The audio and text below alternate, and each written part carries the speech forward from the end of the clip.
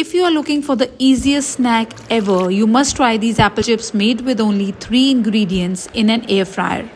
All you have to do is take some big sized apples, wash them, dry them, take the core out and slice them thinly with the help of a slicer or a knife like I'm doing here. Now let's sprinkle some cinnamon and salt over the slices.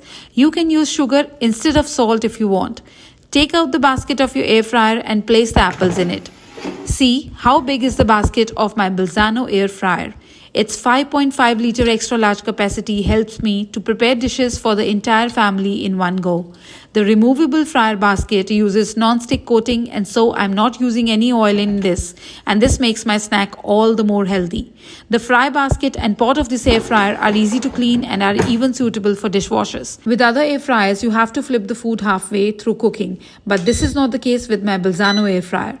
Its 360 degrees of rapid heat circulation heats the food from all the sides, making the cooking process faster, and of course this saves your time. Now we will air fry these for 20 minutes at 150 degrees Celsius.